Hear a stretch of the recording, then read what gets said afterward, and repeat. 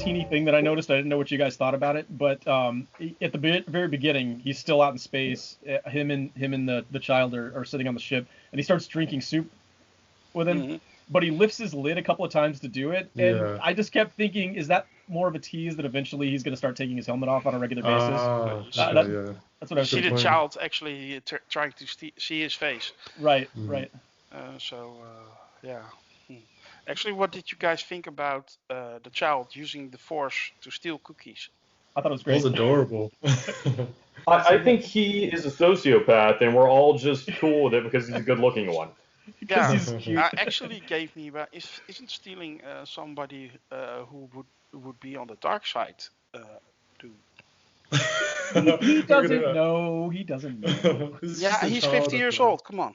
He's. If you can, why you gotta get younglings early? If you can take threats, if Mando trusts you to fix a ship by changing threads, wires, why wouldn't he know that stealing is bad? So you're saying Baby Yoda's Breaking Bad now? Well, actually, if you look at his behavior this whole season with the eating of the eggs.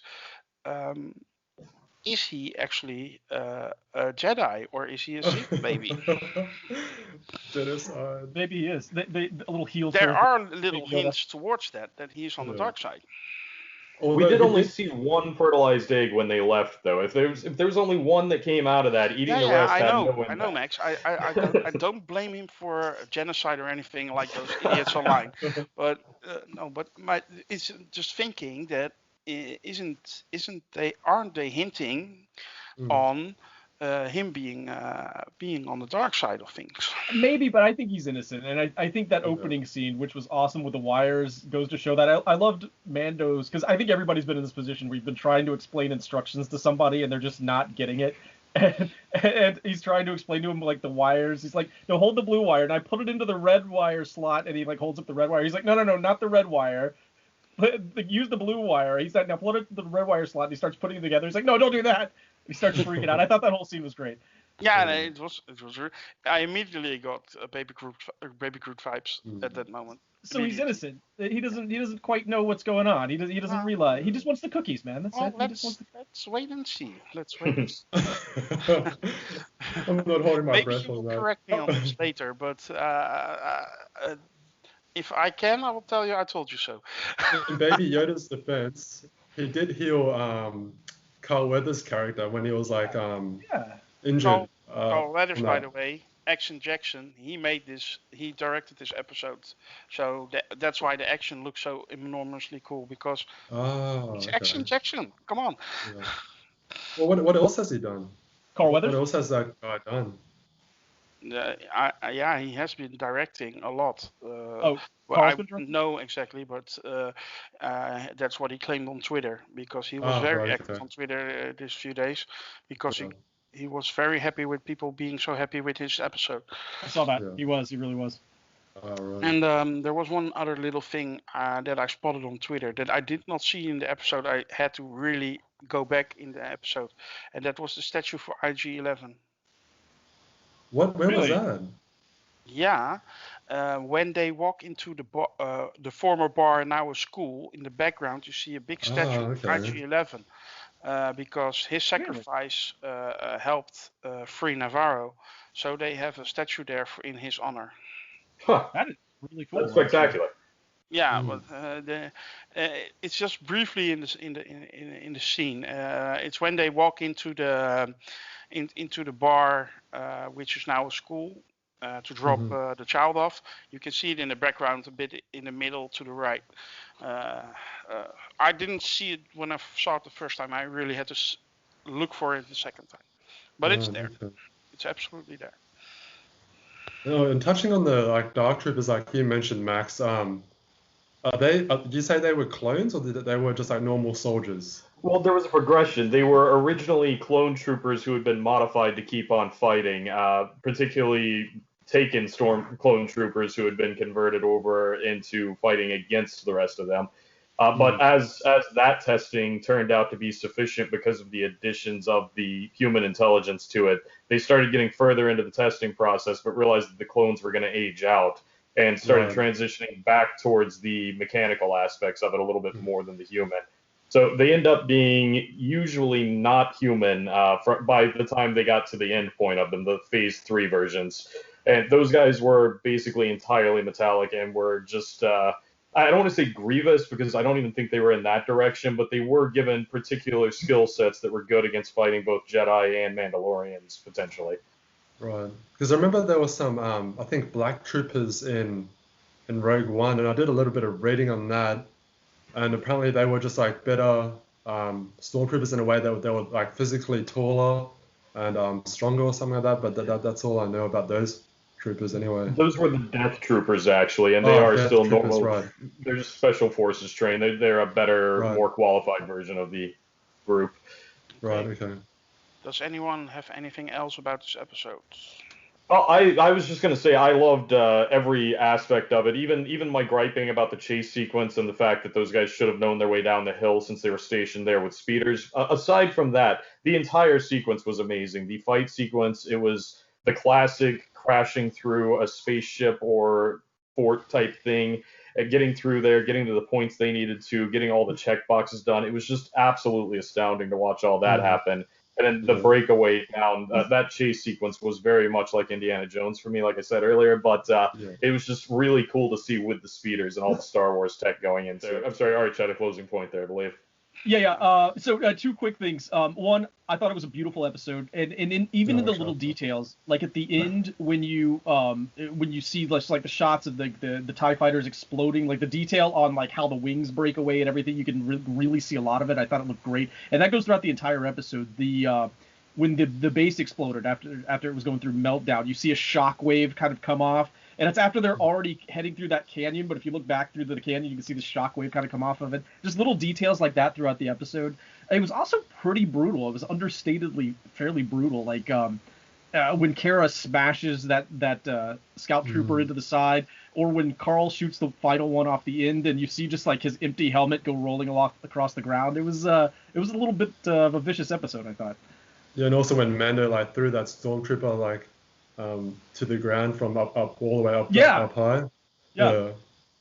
You get in the cabin with some of those TIE fighter pilots, and you hear them like screaming as they get shot down. It was a little brutal, man. I liked it though. I thought that was good. But I thought the tactics of the TIE fighters weren't that great. Because why didn't one just like go right in front and kind of like they could have sandwiched them? That's what I thought. But yeah, I guess that's like the Star Wars army in general. They're crap. Like. The stormtroopers, like the Empire, like reluctant soldiers, that kind of like theory. Oh, there is something else I want to mention actually. Sorry, a big one. Right at the end with what's her name? Cara Dune, like the Alderaan reference. Yes. So and also that arc where it's possible that she may join the Republic, and she's lost. She said she's lost some people. Maybe we'll see some survivors from Alderaan. Who knows? Maybe they made off in spaceships. Maybe there's a whole thing going on there. So I just wanted to mention that. I think it was a good display of the boneheaded awkwardness of dealing with a survivor of that place. Like he walks up, oh, from Alderaan. Did you know anyone? Yes. It was my entire planet. I knew somebody. Like it's just this person that's been dealing with people saying this their entire life, and they have no tolerance for it at this point. Yeah. Yeah, it was a bit awkward. And, yeah. It was, yeah. Well, guys, we're already halfway through the second season. Yeah. What do we think about the first half of season 2 so far, compared to, let's say, season 1? I think it's been a nice build, and I'm super excited for where they're going with this now. I've enjoyed each one. I kind of like the randomness of some of the episodes where it's just a little bit of an adventure, and now we're getting into like real meat of the story territory. Ahsoka's coming really soon. This is about to get intense. They've already set up next this major villain. Yeah. Chapter 13 or episode 5 of season 2 is called The Jedi, and it's written and directed by David Filoni. So. Oh wow. In next episode, she's there. Yeah. Well, Biz, what do you think about the first half of season 2? Honestly, it'd be kind of not so great to compare it. Like, I mean, I couldn't do it really justice. I don't remember like how exactly the first half went in season 1. It's a bit blurry for me right now. So, but yeah, season 2 is like, apart from like one episode, which was like kind of like a side thing, which is okay, I guess. It's building up quite nicely. Quite action heavy in the last 2 episodes. I like where it's going, like with the potential arcs and everything, like with like possibly like I just mentioned with Cara Dune, the enhanced soldiers, the possibility. I mean, not the possibility. We're going to meet Ahsoka Tano, Mando possibly joining Bo-Katan at a later date. So yeah, it's all building up nicely. Max?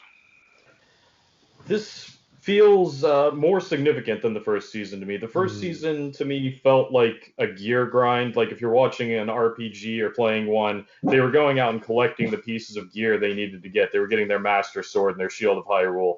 Like the whole first season felt like they were just gathering this collection of everything. This season feels like they're moving towards putting him into a universe that he may be reluctantly in, but is a part of. And I think we just rolled a snowball up to its biggest size, and from here on out, it's rolling downhill. And I think we're going to see an avalanche out of this one. It seems pretty awesome to me. Definitely. Yeah, I also think, actually, I recently saw season 1 again, just before season 2 started. I'm crazy like that. And actually, I think this season is better in any way than season 1. Season 1 was a bit, going here, going there. We have sort of a plan, but now they're going full in, and it's Yeah. I think it's a really good TV season. It's not hard this year because we had such a strange year, but I think it's one of the best things I've seen this year. We still need to see Boba Fett again too. Ooh, he's coming back. Yeah. What's he gonna do? I don't know. What's he gonna do? Yeah. Yeah. But how would you guys rate The Mandalorian in terms of like other shows? Has anyone really been watching any other shows or? I don't watch a ton of shows.